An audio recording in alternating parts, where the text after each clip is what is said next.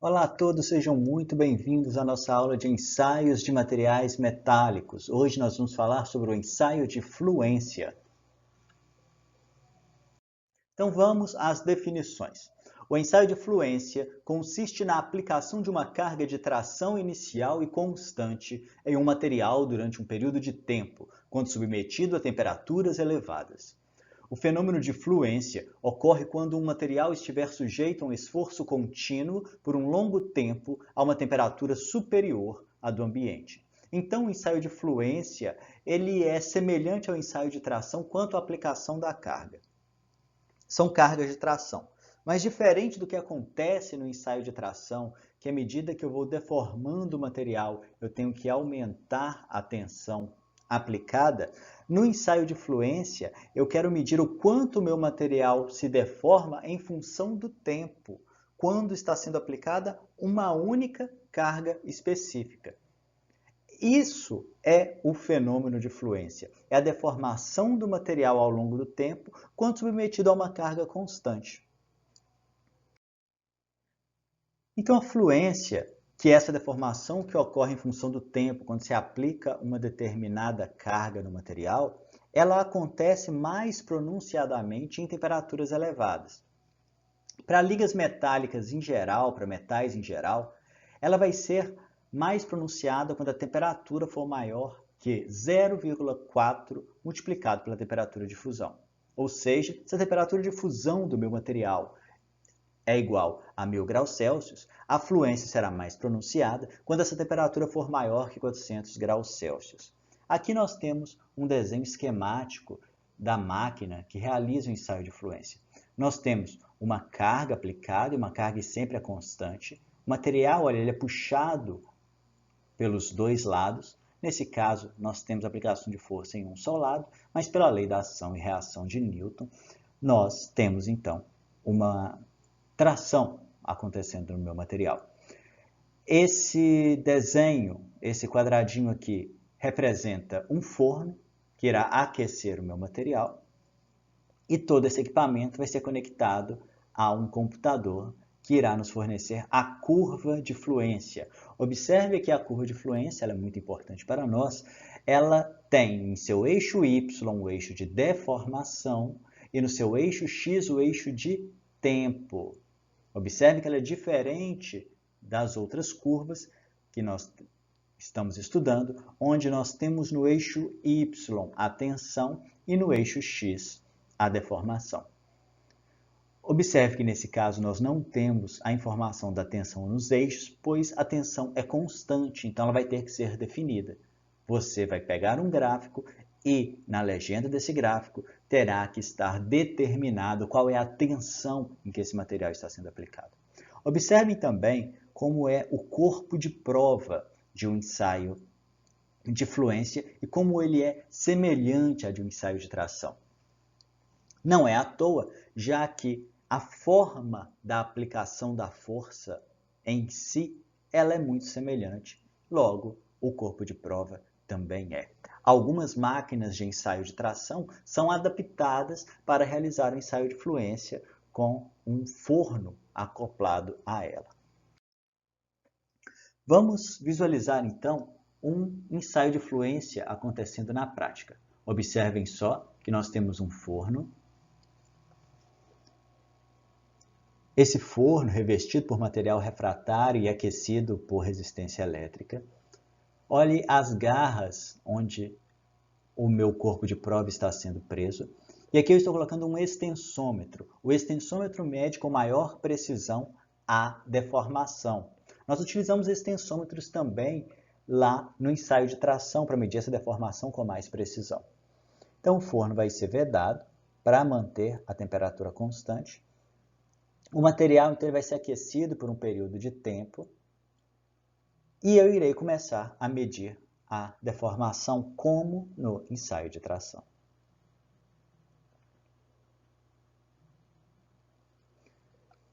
Aqui é importante citar que as normas definem quanto tempo um material deve ser aquecido antes de se iniciar um teste de fluência.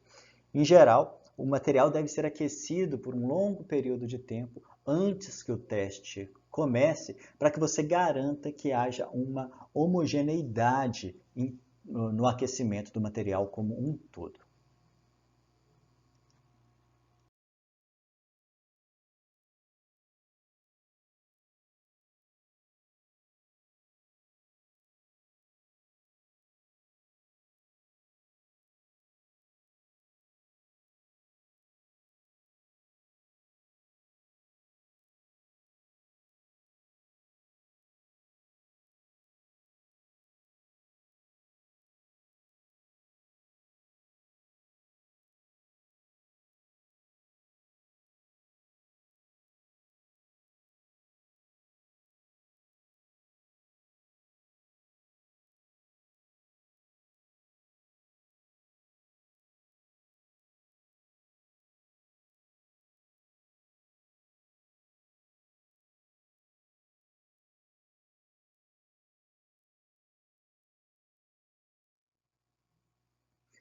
Vamos lá. A curva de fluência ela apresenta 3 estágios. O primeiro estágio é chamado de fluência primária. É quando a taxa de deformação diminui. Observe que, olha, a deformação ela começa com uma inclinação alta, ou seja, em pouco tempo eu tenho uma grande deformação e à medida que o tempo vai passando, essa taxa de deformação começa a diminuir. Por que isso acontece? Inicialmente eu tenho uma grande quantidade de discordâncias e o meu material então começa a encruar, essas discordâncias vão se ancorar na superfície dos materiais, nos contornos de grão, em outros defeitos na estrutura cristalina. Depois eu tenho a etapa de fluência secundária, que se caracteriza por uma taxa de deformação relativamente constante. Por que isso acontece? Ao mesmo tempo que eu estou encruando o meu material, tendendo então a diminuir a taxa de deformação, eu também estou recristalizando o meu material, estou recuperando algumas das propriedades mecânicas. Nem sempre estarei recristalizando quando não estiver acima da temperatura de recristalização, é claro, mas eu tenho uma recuperação de parte das propriedades. Então, o encruamento faz com que a taxa diminua, a recuperação devido à alta temperatura faz com que a taxa aumente e eu vou, então, ter uma tendência linear na segunda etapa. A terceira etapa é chamada de fluência terciária. Nesse ponto, começa a acontecer fraturas internas no corpo de prova, redução localizada como uma estricção, e tudo isso faz com que a deformação se acelere, então ela vai se acelerar até a fratura. Nem sempre vai acontecer o terceiro estágio. Observe nessas duas curvas que eu tenho na curva A, bem característicos 3 estágios, diminuição da taxa de deformação constante, aumento da taxa de deformação. Na curva B, olha, eu tenho a diminuição da taxa de deformação, uma taxa de deformação constante até a sua fratura. As curvas, elas são dependentes de tensão e de temperatura. Isso é muito importante. O nosso gráfico, ele tem um eixo que é deformação, ele tem um eixo que é tempo. Mas então, para cada gráfico, eu terei que determinar qual temperatura que eu estou trabalhando e qual a tensão que eu estou trabalhando.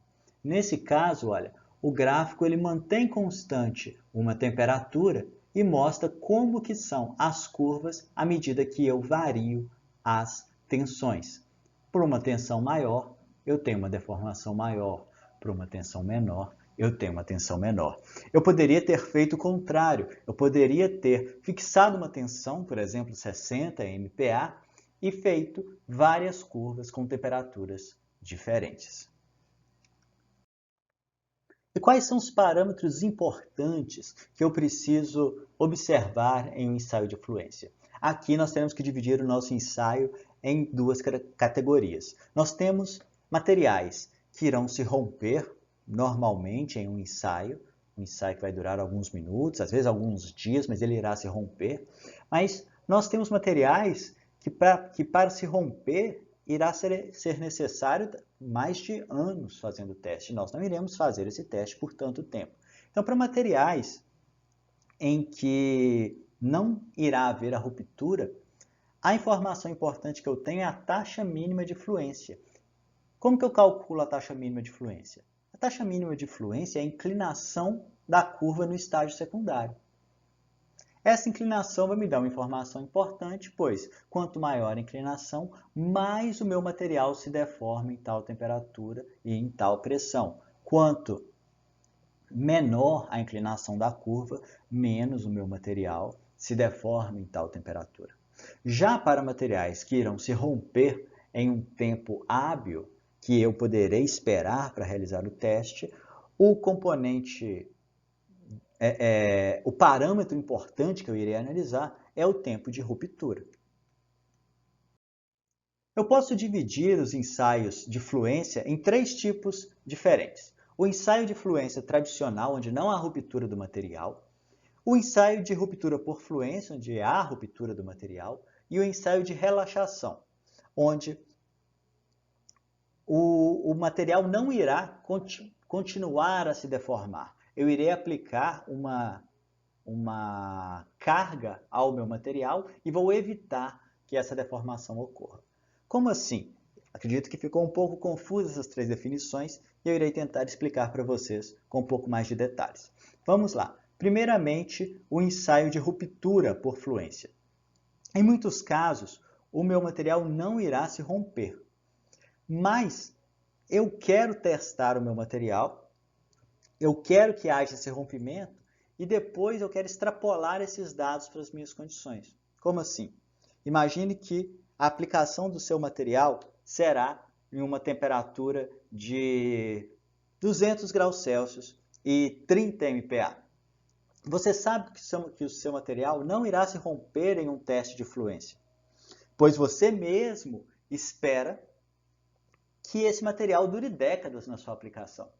Então você vai fazer um teste com uma tensão bem maior, por exemplo, 60, 100, talvez 120 MPa, e nessa tensão seu material irá se romper em um tempo adequado da realização de um teste. Então a gente vai pegar algumas equações que eu vou mostrar daqui a pouco para vocês e nós vamos então extrapolar esses dados para as nossas condições.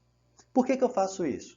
Porque nas condições que o material vai ser aplicado, ele vai demorar muito para se deformar e eu não vou conseguir descobrir esse tempo com um teste tradicional, porque eu não posso ficar 10 anos testando o meu material, 20 anos testando o meu material.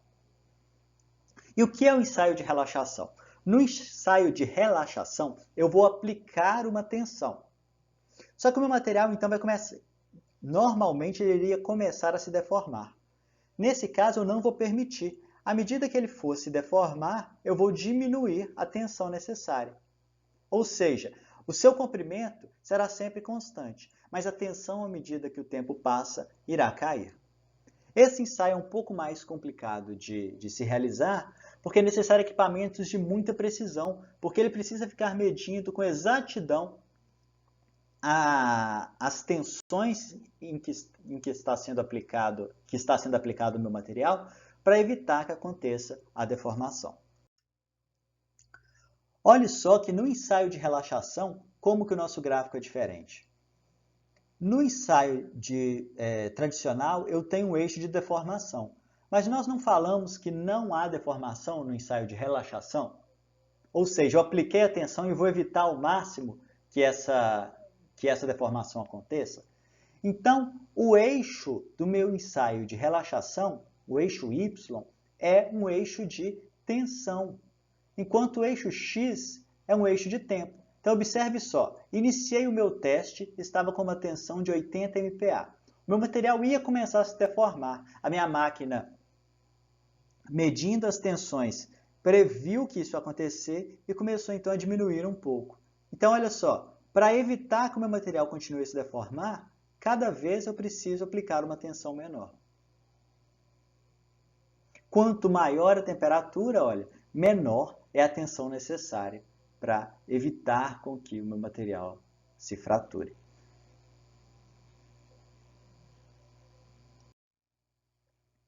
Eu não falei para vocês que eu posso fazer um ensaio de ruptura por fluência em condições mais extremas para garantir que o material irá se fraturar e depois eu extrapolo esses dados para as condições em que o meu material será aplicado?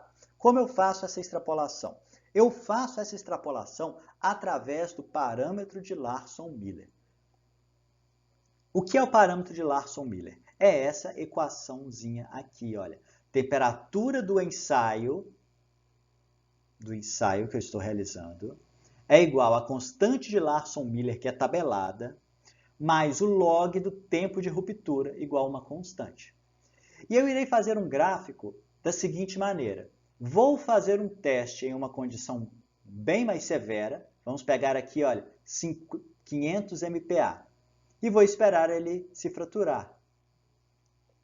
Ao invés de eu plotar o tempo aqui embaixo que ele se fraturou, eu vou plotar o parâmetro de Larson-Miller. Depois faço uma nova condição, ploto novamente. Em outra, ploto novamente. Em outra, ploto. Em outra, ploto. E vou ter uma curva, então, que me dá tensão e me dá parâmetro de Larson-Miller. Mas isso me ajuda em quê? Eu vou mostrar para vocês. Eu posso escrever o parâmetro de Larson-Miller isolando o tempo de ruptura. Ele ficaria assim, log do tempo de ruptura é igual a uma constante que sai desse eixo x, dividido pela temperatura de ensaio ou de aplicação, menos a própria constante de Larson-Miller. A constante de Larson-Miller é sempre em torno de 20. Olhe só, para um ácido de baixo carbono, ela é 18. Para um ácido inoxidável 304, também é 18. E como que eu faço essa extrapolação?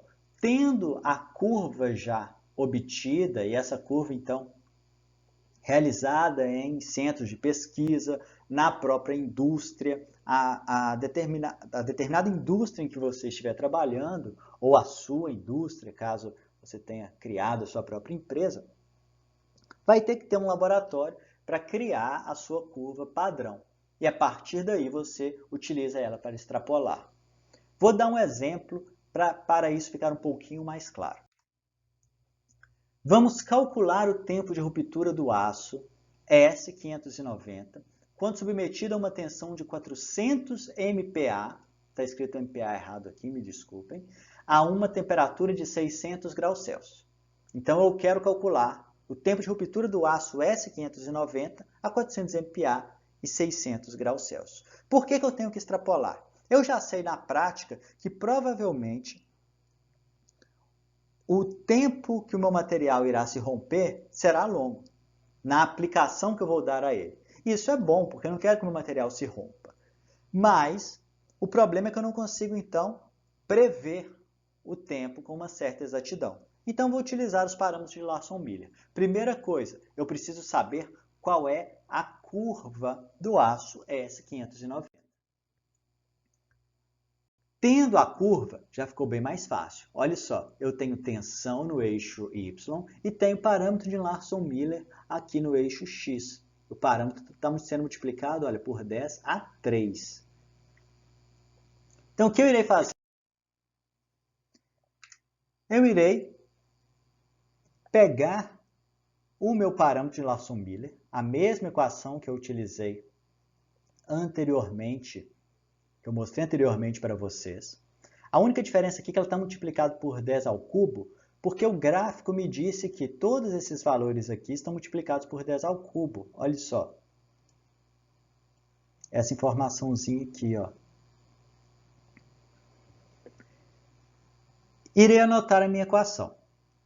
Lembrando que esse gráfico foi obtido como? Através dos ensaios de ruptura a uma condição que eu garantia que o meu material iria se romper. Anotei a minha equação. Irei procurar aqui, olha, 400 MPa, que é a condição de trabalho. 100, 200, 300, 400. Vou bater aqui na curva. Vou ir lá embaixo e procurar qual é o resultado do parâmetro de Larson-Miller. É 20. E vou colocar no lugar dessa constante. Agora vai ficar bem mais fácil. Por quê? Isso aqui está errado, tá, pessoal? Me desculpem. Por quê? Eu tenho todos os valores, olha. Essa temperatura é 600 graus Celsius. Lembrando que eu tenho que trabalhar em Kelvin. Então, isso aqui vai ser 600 mais 263. A única incógnita que eu não sei é o tempo de ruptura. Então, eu vou isolar ele. Olha só, log do tempo de ruptura é 20 vezes 10 elevado ao cubo, dividido pela essa temperatura, olha só aqui a transformação para Kelvin, menos 20. Elevo os dois lados a 10. Assim eu vou obter que o tempo de ruptura é 33,5 dias. Observe que não haveria como realizar um teste de 33,5 dias, principalmente na indústria, uma indústria metalúrgica, uma indústria metalmecânica que precisa de grande agilidade, não pode ficar realizando testes que vão durar 33 dias. Claro que em condições especiais existem testes que são realizados em longos períodos, mas tendo essa condição que eu mostrei para vocês para prever o resultado, eu posso lançar mão dela e utilizar. Ok, pessoal? Muito obrigado a todos vocês, bons estudos, qualquer dúvida entre em contato, uma boa semana e até mais.